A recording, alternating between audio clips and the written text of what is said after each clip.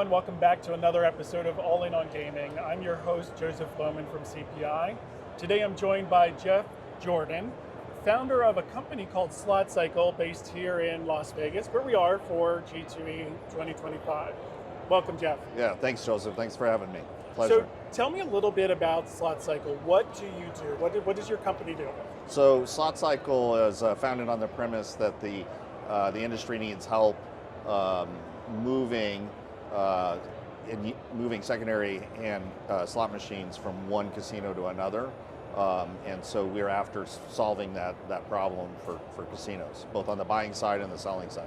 So when you say moving from one casino to another, you're not just talking like I have two casinos, I need to move one from my first one to my second casino, are you? That's correct, yeah. So we have what we call suppliers on one side who have slot machines they're looking to liquidate and recover their capital, as much capital as they can get out of the machines. And on the other end, we have buyers who are looking for slot machines that are used in a sense, but to them fits their business objectives.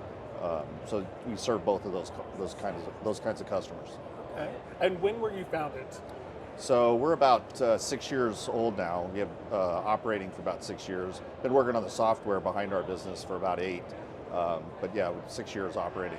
And you've grown really fast in those last 6 years, haven't you? How big is your warehouse? Yeah, now we have a 50,000 square foot facility with eight 53-foot dock doors and 4 ground level dock doors. So it's a state-of-the-art facility, and we're super proud of it. We just moved into it here in the last 2 months, and so yeah, super exciting.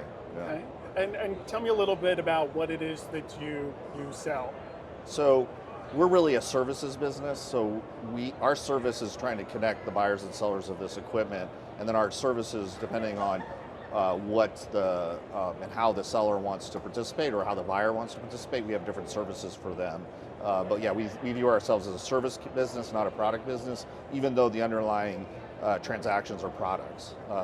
So we sell anything from slot machines to parts to software to services that help those games live longer, like parts refurbishment. And so we have these services. They're all backed by a digital platform called SlotCycle.com, where we connect these buyers, track the transactions, report on the transactions, and handle all of the nitty-gritty details, trying to make those transactions as efficient as possible. Okay, so you're a facilitator of getting this stuff to yes, we're flow. We're a facilitator, and on one hand, it could be as simple as doing a digital transaction where the buyer and the seller are handling all the physical components, or it could be us acting as an intermediary where we're handling the physical aspects of that facilitation. So there's multiple types of services you offer, the digital, but also the hands-on. You mentioned you refurbish parts. Do you refurbish the machines before you send them out? How does that work? Yeah, so in the case of our consignment business, we'll have suppliers, so casinos that say, look, we're going to send you our equipment and we want you to turn around and sell it on consignment. In that case, we'll get slot machines, we'll get parts, and then we'll turn around and sell them. Now on machines, we'll sell them in 3 different ways. We'll sell them as is, tested and working. So as is pretty self-explanatory. Tested and working means we put power to it, all the electronics work, but we make no warranties on the performance of the game when it's shipped. And then if it's refurbished, now we've gone through it in fine detail. We pulled out the boards, we made sure the boards are refurbished, make sure the bill validator, ticket printer are refurbished. And when we talk about refurbishing parts, we're getting into details like we're changing out the batteries, we're making sure the fans are spinning properly and not stuttering, and making sure all those components have the most out of their life cycle as we ship.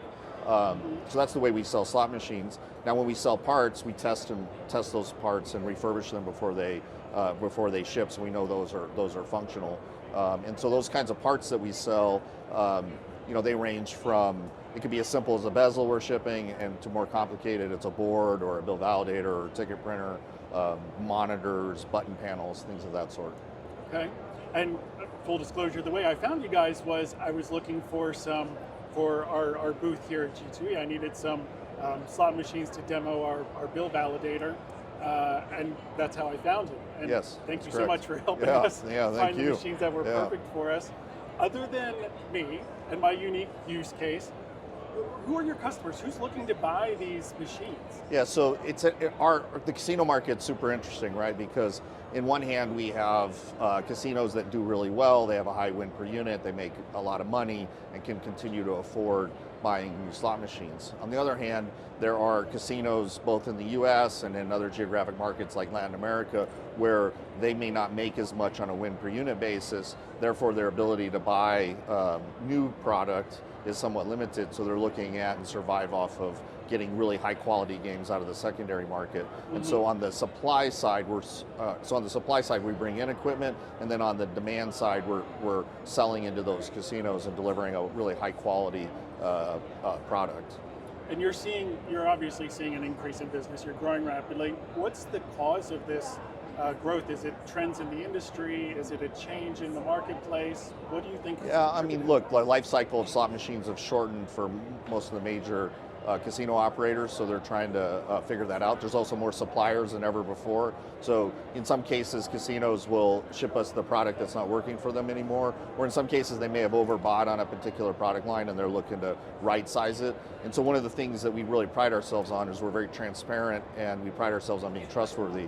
So we'll sit down with clients and we'll say, hey, you know, the games you're looking to sell, you know, we think they're worth this much on a kind of a model basis. And then we'll also say, hey, these are the games that are really in demand. Do you have any of these on the floor? And are you looking to, you know, maybe they're just on the bridge of like being not worth being on the floor, but as they start seeing the value of those assets, then they start making more informed decisions about what they want to do with their mix. And when you say they have games that aren't working for them, you're not talking physically not working. You're talking not working within their business question. model. Yeah, they're not maybe earning. Maybe they overbought on a particular model, so they have too many on the floor, reducing their win per unit targets. So maybe they're right sizing the supply of that particular model on the floor. And particularly if they get to see what the capital recovery looks like, then they're more likely to maybe push the decision a little sooner than they normally would.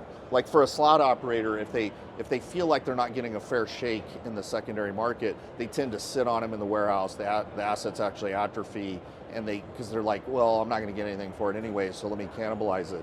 So what we try to do with our trust and transparency is we're trying to say these assets are of value, then they can make a more informed decision about should I liquidate now versus maybe put them in the warehouse and hold on to them.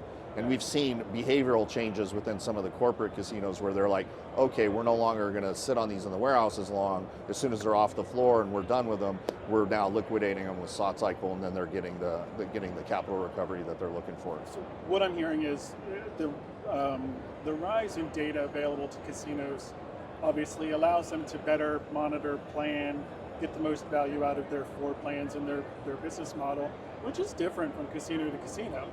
So it sounds like what you're telling me is this allows casinos to unload those machines that don't quite fit where they need them to fit, but another operator where it would be a good fit gets to take advantage of it, and they're not wasting the machines. Yes, exactly. So when we started, we worked with a particular casino group, and we had shared with them what was popular in the secondary market, and they actually said, oh, we think we have too many of those anyway, and so they actually pulled that product off the floor along with some stuff that was in inventory and shipped it to us. And some of our best returns kind of fit in that dynamic. And so once they started seeing the ability to recover that capital, then they're more assertive about when and where and how they pull these games off and how they take care of them at the end of the day. Okay.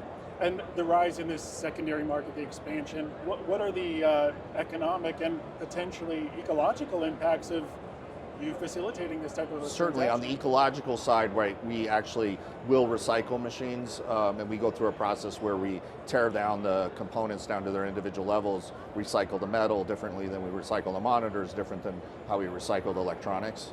So we work, to do that in a thoughtful way. On the economic side, if we kind of look at slot machine prices over a long period of time, they typically rise at somewhere around 6-7% annually. So the casinos have to see their revenues growing at that kind of rate to continue kind of their capital allocations. So in some cases, those market dynamics create different subsegments that need to be served differently, and so that's part of the rise in the demand. And now, 6 years, Yeah. You've grown really rapidly. Yeah. What's the future hold for SlotCycle? Where do you go next? Well, the future for us is continuing to grow geographically within the states.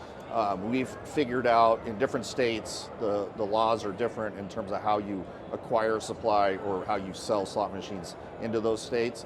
And so part of our growth has to be we have to acquire more licenses in order to enter those markets. In many cases, we're able to get the supply out of those markets, but if we want to sell our services, we've got to be licensed. So we have to grow thoughtfully into those states. We're continuing our growth in Latin America. Latin America is geographically diverse, and the segments are very different. And so we now have a full staff of salespeople covering Latin America. So we expect to see more growth than we've had in the past in Latin America as we extend our services. And we're also seeing some demand internationally for like maybe localized, smaller versions of SlotCycle itself, and so those are also opportunities. And then the last piece, and probably the most important piece, is just getting the digital platform to continue to be adopted, because what we don't necessarily, our goal is to drive transactions on the platform, make the marketplace really liquid, so we don't necessarily care if it's a digital transaction or it's us physically facilitating. We just want the industry to use our services. So we've got digital tools that we're launching, trying to make that more useful for our users. Okay, so the digital tools is one thing that sets you apart, makes it easier to work with you. Like for example, when we work with our suppliers, we're very transparent about the inventory. So once we receive the inventory, we'll physically assess it, and then that gets uploaded in the platform so they can actually see in their user account, oh, I gave you these 100 machines, this is the condition you're reporting those games on when you received them, and then as we recycle or sell them, then it's being reported on, and as we sell, then the credits on their account get pushed into their SlotCycle wallet, where they can either consume more services from us, like buying parts or getting parts refurbishment, or they can cash out. So that level of transparency is really important because it establishes trust with our supply side constituents. So that's kind of one big service. And then on the matching of demand, we have what we call Parts Match, which is allowing customers to come on and put their wish list of parts and what they need, and then we pass that on to our network of suppliers so they can start quoting and doing transactions on the platform. And then the last piece. The wish list piqued my interest because I find that a little intriguing. So who would be using that wish list? What would they be using it for? Yeah, so today, like a tech manager buying parts will either like text their one supplier and see if they got to always say, well, do you have it? Like the question's, okay, do you have it? And then how much? And so they may do that by text or by email or phone. And so it's kind of laborious because they're going one-to-one to try to figure that out and then comparing the prices. And so our service allows for that to take away kind of the telephone game, and it's, what's your list of parts that you need and how many and when do you need them, and then you can publish that out to the reseller network, and then they can quote their prices, and then the buyer can make a decision of like who they want to buy based on who they are, as well as what the price is and the ability to service the time frame on the parts. And so that allows them to kind of access a global market, because it's a global market and there's lots of parts all over the world, and sometimes they're hard to find. A global market, regulations. How is this all affected in the secondary market? How do you navigate all that? Yeah, the regs, typically outside of the states, the regs are pretty friendly for this. Inside the states, it's kind of state specific. Generally speaking, most states are kind of friendly around parts, a little more restricted around slot machines, but there are some states where both the parts and the slot machines are restricted and you have to have a license. And certainly in tribal land, you need to have a tribal license in most regards to be able to sell and service. So we can act as a clearinghouse in some cases, because we'll have the licenses in some cases for these sales to come through. So another way you make it easier for buyers. Yeah, that's right. Yeah. Okay.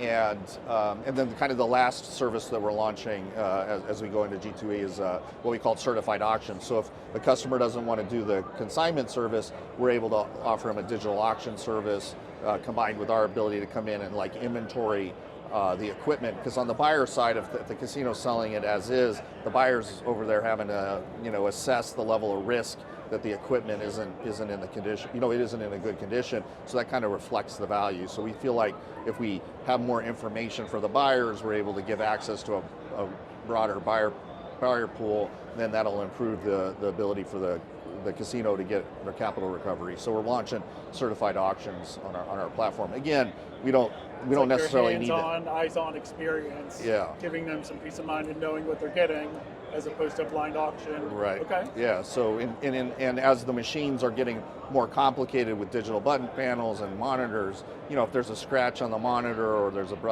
broken digital panel, and then the buyer thought it was a complete game and it wasn't broken, like their economics get upside down really quick, and so it makes it really hard for the market to work efficiently. So we're a big believer of information, establishing trust, transparency in the market, making it clear what assets are worth at the market at any given time, that it'll make and facilitate more transactions. Okay. And the way you're talking, trust is a big part of this. And it's clear from everything that you do that you take that very seriously, and you continue to build that trust with your buyers, with your sellers, with the market in general. Yeah, so like when we started, I didn't quite realize it at the time, because I thought, the service we're providing is like making the sell happen.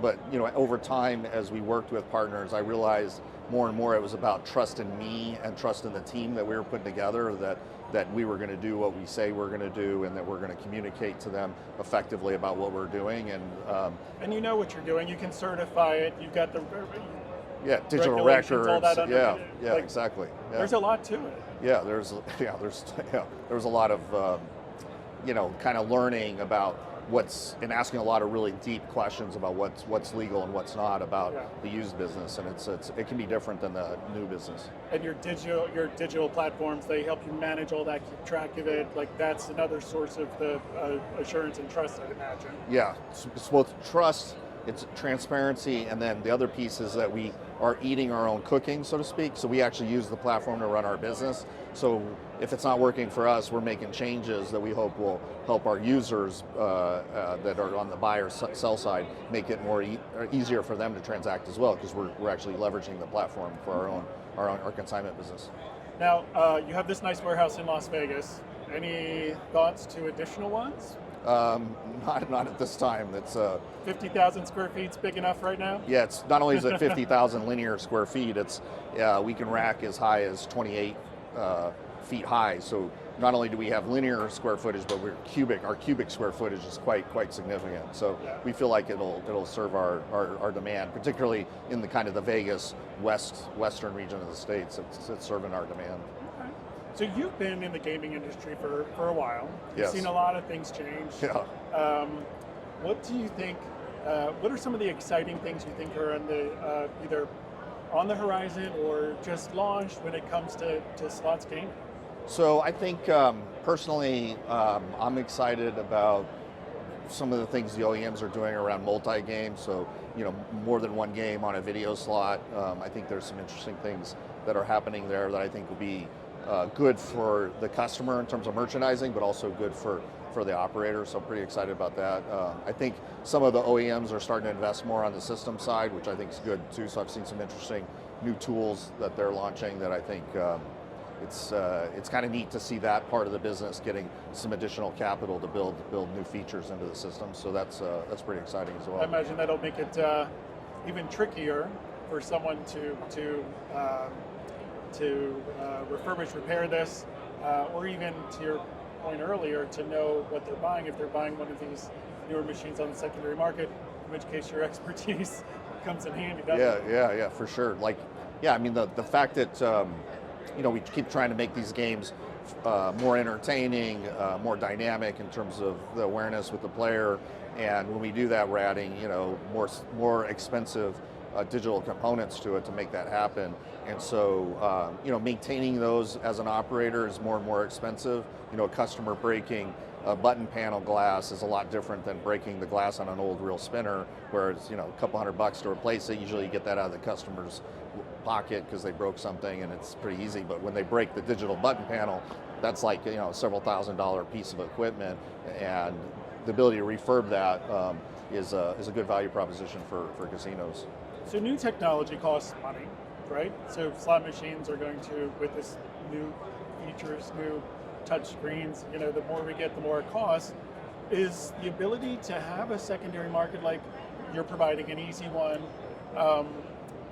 enabling, do you think, the sale of these more expensive machines? Because casinos know that they have an outlet for them once they're... Yeah, I think so because traditional capital purchases, when you're trying to justify them, typically you're looking at, well, what's the price, what's the cash flows it's going to generate, net of like expenses, and then you're trying to say, well, what's the residual value of that asset when you go to liquidate it? And so for a long time in the industry, when we would decide to buy a slot machine, we're not looking at the residual value because the market's always been kind of a disappointment. So as a former operator, when I'd sell slot machines, I was always kind of like, oh, I feel like I'm being taken advantage of, but there wasn't a lot of choice, bother? Right? Yeah. So the way we've designed our business and all of our services is we're aligning with the seller to try to get the best value they can for their capital to try to impact that recovery. The belief is the more money they get in capital recovery, then the more they're going to invest in the business and continue to buy slot machines or casino-related products to try to drive their business. So we think it's a win-win. Drive the secondary market to grow, I would imagine. Yes, and so then on the side, like if you look at Latin America, there's many parts of Latin America that their particular business is heavily dependent on what they can get out of the secondary market. So the better this market works, I think it's better for the industry, for both OEMs, casinos, and casinos that sell, and then the casinos that are buying. Any parting thoughts? Just want to thank you. We're grateful for the opportunity to speak with you today, and it's nice to meet you. I greatly appreciate it. It's a busy trade show, so thank you for giving me the time. And we appreciate Jeff joining us. We appreciate you joining us. If you enjoyed our podcast, I would encourage you to like, share, and follow us. You can find us on Apple Podcasts, Spotify, as well as YouTube.